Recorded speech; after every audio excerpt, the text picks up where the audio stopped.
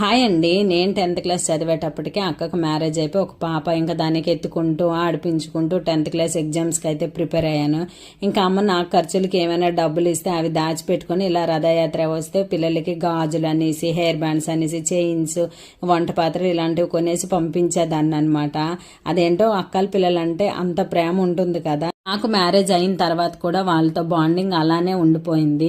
అందుకే వాళ్ళు ఎప్పుడు ఇంటికి వచ్చినా కూడా వాళ్ళు ఏం తింటారో అడిగి మరీ చేసి పెడుతూ ఉంటాను. కాకపోతే ఇప్పుడు కాలేజ్ పేరు పెట్టుకుని, జాబ్స్ పేరు పెట్టుకుని ఎక్కడెక్కడో ఉంటున్నారు. లీవ్స్ ఇవ్వట్లేదని సరిగా రావడమే మానేశారు. ఎప్పుడో వచ్చినా ఏదైనా చేసి పెడదామంటే 1-2 రోజులకే వెళ్ళిపోతున్నారనమాట. అక్కల బాబు అయితే 2 years అయింది మా ఇంటికి రాలేదు. ఈసారి రథయాత్రకు రారా నాన్న అని చెప్తే వచ్చాడు కదా, పోనాడికి నచ్చింది ఏదైనా చేసి పెడదామా, ఏం తింటావు చెప్పురా అని అంటే నాకు చికెన్ ఫ్రైడ్ రైస్ చేయిపిన్ని అనేసి అన్నాడు. ఇంకా అడిగిన తర్వాత చేయకుండా ఉంటానా. ఈరోజు చికెన్ ఫ్రైడ్ రైస్ అయితే చేశాను. హ్యాపీగా తిన్నారనమాట. వీడియో నచ్చితే లైక్ చేయండి. బాయ్.